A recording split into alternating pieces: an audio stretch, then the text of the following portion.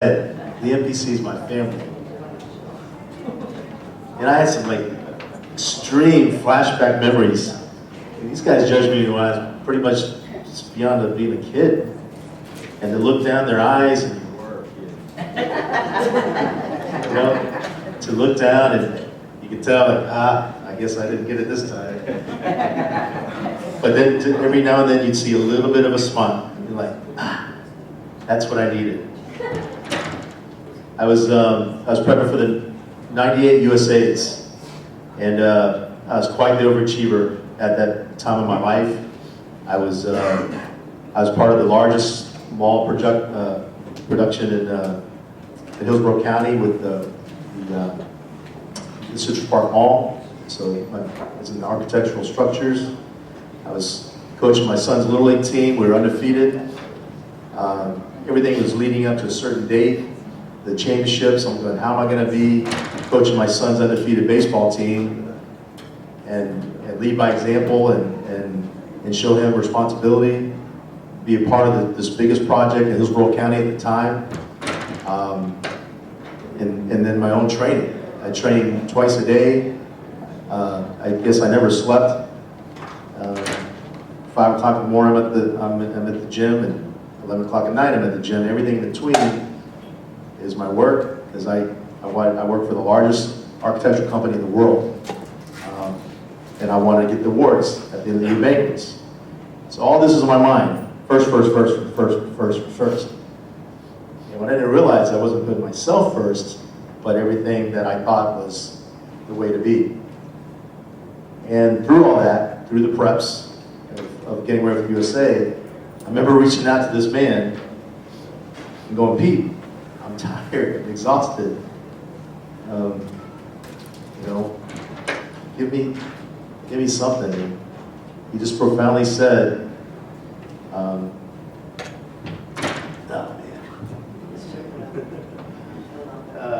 Anyway.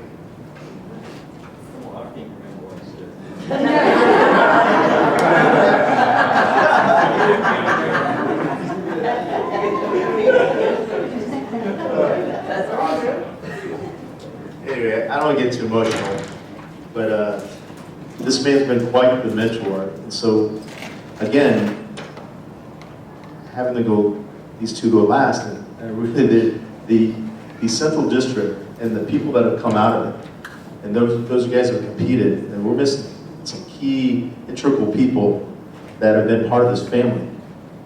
Tony Curtis's, the Chris Eady's, Michael Matassa, Gene Schlossberg, and all because of this one man and his passion to share a little bit of himself with each individual. At one time, he and I owned, which was for the Muscle News, Southern Muscle Plus. And to be a part of that, be a partner with him in business, and then have him judge me at one time, and then I'm sitting next to him at the national table as a judge with him. And the things we've done together. I mean, now he's an IFBB pro judge.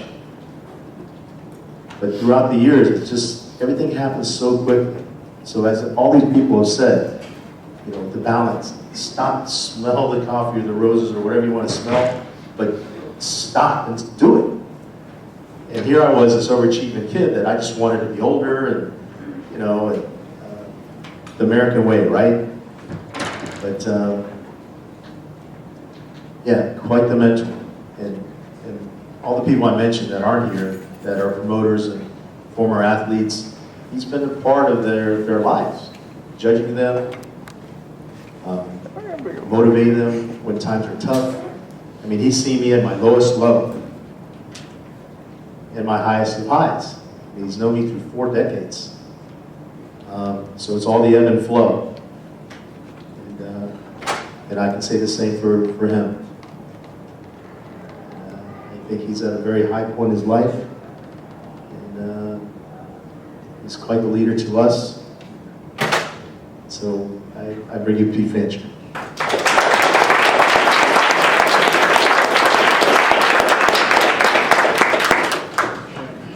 By the way, back then we had to be on phones with the you know, they had this coil thing that you guys don't know what, but it was into my phone, and I'm going, Pete, and he said, Tim, it'll be okay. You'll come back from Vegas, no matter what the outcome, because I was getting used to just winning. And, you know, I was sort of top 5 of the junior nationals, getting the USAs, and I got a little just scared. And he said, Tim, you'll come back, everything will be fine. Your family's still gonna love you. But keep the faith. That's what I said. Paul's going to be more personal. Keep the faith. Can you all hear me okay? It's stuck in my head. I hate microphone. Tim asked me to speak. I said, what do you want me to talk about? He said, talk about yourself. My life is kind of like this light fixture. There's a lot of different things I've done. And if you push this all down, there's a lot of overlap. So where did I start? Holy crap. I got interested in bodybuilding at the age of 12. My grandmother insisted on me taking her. I grew up in Stark, Florida. You know where that's at? The prison is. We had a small cattle ranch up there. My grandmother insisted, go with me, accompany me to the movies. I want to see this new Tarzan movie. I want to see who this Gordon Scott guy is. Anybody know who he is? You do? Oh my God. She did. Gordon Scott was the first muscular Tarzan. He had a wide back, big chest. Today he'd be nobody. But back in the early 50s, mid-50s, he was quite a big guy. So we walked out here and I said, geez, Grandma, I want to look like him. She said, how do you get that way? I said, I have no clue. But I want to be like him. A couple of weeks later, I go to this little discount stores in Stark. The guy sold magazines, and washing machines, and sewing machines, a little bit of everything. And in the back, he had a magazine section. I walked back there and I saw muscle builder, strength and health, and muscular development. And I looked through every one of them. And I picked muscle builder for two reasons only. First, it had a big, nice color picture on the cover. A guy named Clarence Gloss, Mr. Universe. Articles in there by Freddie Ortiz, Barry Scott, and Steve Reeves. Not just telling about what they've done, but explaining the exercises they did and how you do them and why. The feel, how you put your hands, mind, muscle connection. I thought, wow, these guys are telling me how to do it. So I bought the magazine, 60 cents. What is it now, about $8 for a magazine? $8. Yeah. 60 cents. Oh, there more? No, right there. I still have that issue, 1962 muscle building. I think I got everyone up till mid-80s. They're in storage. I got the Iron Mans, the little big ones. I got them. I can't even Muscle Digest. I can't remember all of them. I got them all. But when it stopped talking about how to do the exercise and the feel and what you're supposed to, and why the muscle, you hit the muscle a certain way, and it got to be more of a sales pitch on a product, I said to hell with it. You can't reinvent the wheel. So I took the magazine and showed it to my grandmother. I said, this is how we do it. She said, wait, you need a weight set. I don't think your dad's going to go for this. Because he believed in hard work. He was coaching me to play basketball, which was my first passion. Work hard on the ranch all day long on weekends. But before we go to bed at night, he built me a court, concrete, little half-court deal. Had to shoot foul shots, at least 50. I had to dribble both hands, do all these drills. My grandmother convinced Tim, in fact, I think she ordered clean out a portion of the barn. She bought me a J.C. Penney's 110-pound cast iron set and a bench. So I got to do a little bit of working out. Everybody remembers where they were at certain events. Most of y'all remember where you were when the World Trade Center was down. That was your deal. Mine was when Kennedy was shot. I'll never forget it. It was in geography class. My JV basketball coach was a guy named Coach Payne. He was about 6'8", played for Alabama. He called me up and he said, you're off the JV team. Almost broke down crying. Why? I mean, busted my ass. He said, we're taking a chance on you. We got special permission. 9th grade, I went to varsity. Don't let me down. And that's when it came over to intercom, Kenny had been shot. That following Monday, I started practice with the varsity. I did real good. All state, all conference, all this crap, all through high school. Except for the senior year, I didn't play. Stupid reasons. I won't go into it. I didn't like the coach. Couldn't stand the guy. I hated him. Truly hated this man. He did some things over the summer I won't go into, and I made up my mind I'm not going to play for this guy. I told my dad I'm not playing. He said, why? I told him. He said, well, it's your decision. You know you got scholarships coming up. I said, yeah, I understand. I didn't play. First mistake as a senior. Second mistake as a senior, I signed up in career day for the Marine Corps. Had no clue what's going on in the world in 1968. The only thing in my world was I'm dating Betty Sue Saturday. Maybe she'll let me.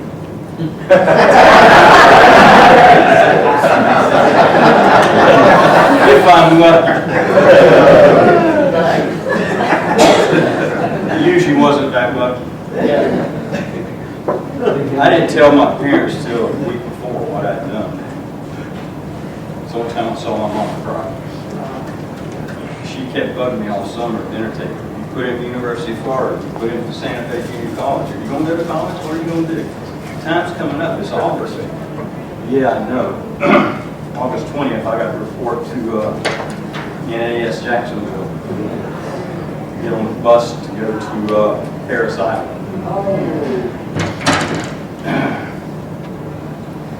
My dad looked at me and said, what the hell is wrong with you? Why didn't you come talk to us? 18 years old, thinking got the world by law. Like everybody in this room did at one time. You know it all. Did my time, came back, trained hard during the service, had no choice in the unit I was in. You had to be in good shape. Made arrangements before I got home. I was going to start the Gainesville Police Department. Worked there for 10 years, 1970 to 80. Specialty is homicides. I love working murders. Oh my God, I love it. 75, I'm training. Little gym. There was only one gym at that time in Gainesville, and everybody said, well, you know, you're just studying, you should go do a show. Yeah, sure. What do you got to do? I had no clue about dieting. They didn't say it much in the magazines back then. So I kind of figured out what I probably needed to do and did it. I go down to Tampa, here, to King High School. 16 people in the show. I finished 16. I had to stand between Robbie Robinson. Y'all know who Robbie Robinson is? Yes. And Ivor Butcher, who used to be a big fixture in town. Had legs like Tom Glass. My biggest fear when I took that first quarter turn to the right was, God, I hope I don't throw up on Robbie's back. And I had the same fear when we ended up facing to the left. I hope I don't throw up on Ivor's back. There was one guy from Melbourne in that show, probably the ugliest black man I've ever seen in my life. But the most friendliest guy. He called me to the side. He said, is this your first show? And I said, yeah. He said, obviously. What did you do? So I told him. He said, keep a notebook, do this show coming up in a couple of months, and get back with me. Well, that started what most of them said up here a while ago, camaraderie. In a period of 2 years, there was like 15 of us that did 4 shows in Florida. We'd all show up our notebooks and sit down and talk. What'd you do this time? What diet? How'd you train? And that was our internet. We talked to each other and we learned from each other. Back then, the way we dieted was a 0-carb diet the whole time. Imagine about week 5, you can't.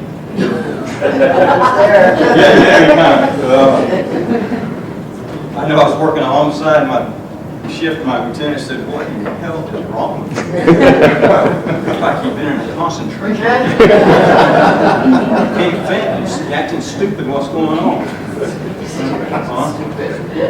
So anyway, we did a show out in Panama City, and a guy named George Prince showed up. He's the only one that didn't have this concentration camp book. He looked full, his muscles were full. I said, "George, what the hell did you do?" He said, "You know what, all these zero carb stuff." He said, "I did a 10-week diet, I think it's 10 or 8 weeks. The first 4 I did 0 carb, and then I reversed it. 0 protein, all carb." He said, "Wow, that's unique. Nobody's ever heard of it." So we all started copying and just, and that was our internet. That's how we communicated. So I did a total of 62 shows. 91 I won my class at the Masters National. Get in a hotel room with our trophy about as big as this.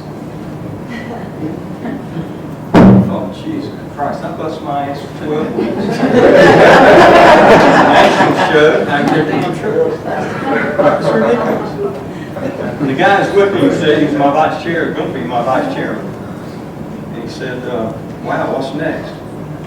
I said, "I'm going to take them briefs, and on the way home, I'll throw them out the damn window." I'm done. He said, "Why? You reached the height of where you set out to go." I said, "Yeah, that was great, but the journey's over. The journey's over. Still train. I train just as hard today as I did back then, 100,000 years ago. There's no such thing when I go in the gym as an easy day. On the way to the gym, I'll say to myself, you know what? I'm going to do a light day, a lot of reps. As soon as I put my hand on that scale, it's something about it. It's like being hooked on heroin or something. I just can't do an easy day. Just bust ass or go home. Bust ass or go home. It becomes a passion, it becomes a way of life. I got pulled into all this stuff I've been doing, not by design, it just happened. First chairman we had when NPC started was Richard Collins. And he told me, he said, "You know what, I want you to come judge." I said, "Man, just like you guys say," because I've said it, "I don't want to sit down with a bunch of morons. You don't know what the hell you're looking at." I don't even get associated with that judgment. I just want to compete. His hook to me was, it'll make you a better competitor. I guarantee you. All right, I'll give it a shot. There's a Southeast USA in Orlando. As soon as that first class of guys walked out, I got it. It's all about how you stand. It's how you present yourself. You, like this gentleman said, you have the best physique God ever made. But if you can't present it, you wasted your time. So then I got it. I understood. I went to a guy named Stan Moore, a promoter here in Tampa. He helped me develop my mandatories a little bit better. Helped me choreograph my posing routine better. I started going from 5th and 6th to 2nd and 3rds and went just knowing how to stand, how to do it correctly. Somewhere along that way, in that journey, towards the end of competing,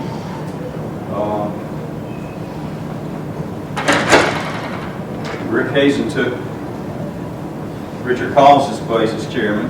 He lasted about 2 days. Manny called me one night and said, "Would you be interested in being chairman of the Central District?" I said, "Sure." I mean, I was vice chairman. I was doing it all anyway. He said, "Okay, you're chairman." Hang up the phone. 6 months later, he calls me up. "What the fuck is wrong with you people down there? You're screwing up just as bad as them other two." I said, "Well, look it in your ass, because you didn't tell me what I needed to do," and hung up the phone. My wife said, "What is that?" I said, "This guy I used to work for." I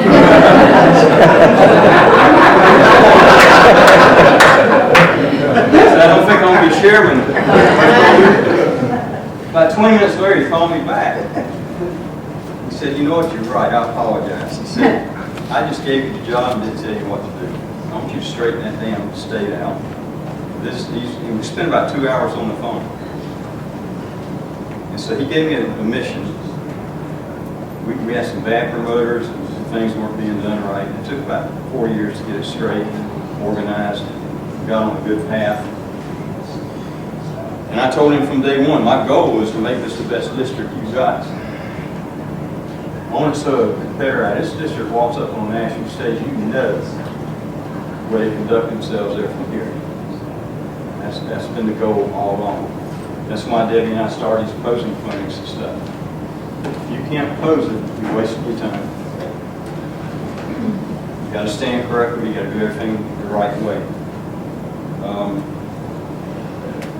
getting on so many tangents, so many things are running through my mind. I could elaborate on things everybody up here said. Nobody knows how to pose anymore. Even the pros. They're horrible. They suck. I wouldn't pay 2 cents to watch one of these guys pose.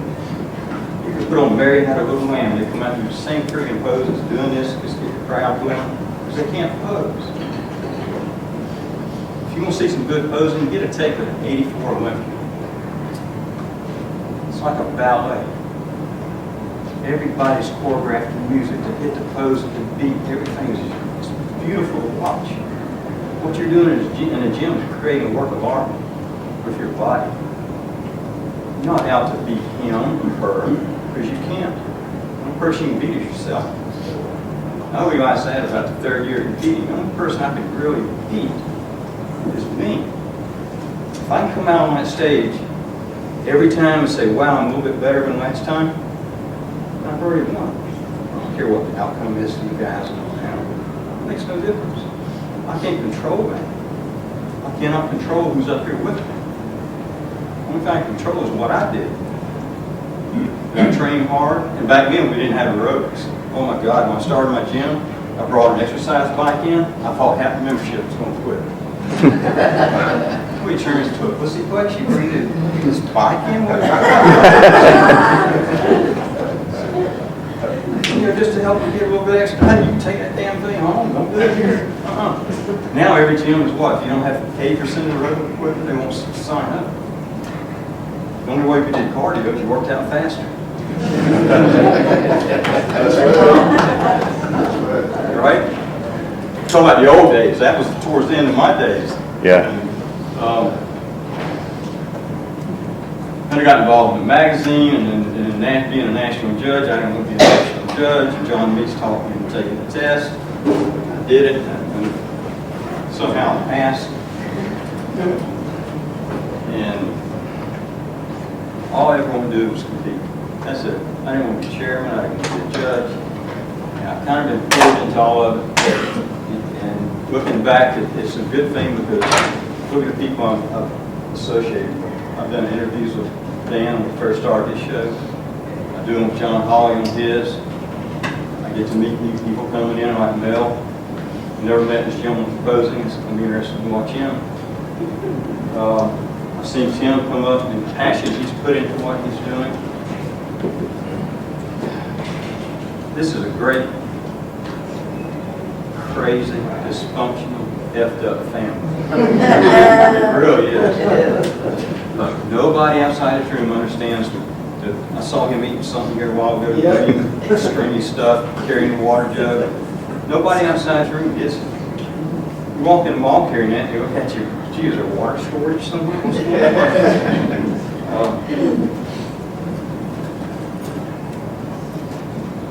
I've seen more support in this NPC family than any. And the best example I can give is Guy Val that MCs every now and then. About 4 or 5 years ago, that Tony's Games will show you, they do it for charity. We were talking about the benefit because it was going to cancer research, pediatric oncology. And Val tapped me on the shoulder and said, you mind if I speak? I said, what you got to add? He said, I got a rectal cancer. Nobody knows it. So you got to be able to speak. He told me the next year, once that became public, he got more support, more phone calls from his NBC family than he did from his own church. And that's sad. But it shows you what a great group of people we've got. The NBC is a great organization, but it's just that, it's an organization. It's like anything else. It's no better than the people that make it work. Jim Mannion may be the president, but but he's not the MPC. People that make up the MPC make it work are the athletes and the officials who do it on their own time. And we do it out of passion because there's something about this damn sport. I want to get away from it so bad I can't stand it, but it keeps pulling me back in. I still get a thrill out of going to a show and seeing a newcomer up there, some kid, 18 or 19, and I can look at him and say, oh my God, in 8 more years, you just keep busting your ass. I can see it coming. You can just see it. That's what keeps me excited. It keeps me involved. It's not people like Tim. I love Tim to death. I wouldn't put up half of what he does so far trying to promote it. And I don't. Once he gets to be chairman of Puerto Rico and it gets going, they start stabbing him in the back every Monday. Which, you know, he didn't have that job either. It's fun. I enjoy it. And one thing, a couple of them up here mentioned is enjoy the ride. You know, this young lady, one bikini thing did real well. That's a great thing. But she has missed a lot in that journey to get there. Much success to her. I hope she keeps going. But even if you don't, whatever your goals and aspirations are, don't be in such a rush to get there. There's a lot of neat people to meet on the way. A lot of neat things to experience. Don't get in such a rush. Just because you're 30-something, don't mean you can't win it at 40-something. There's no age limit in this deal. Keep going.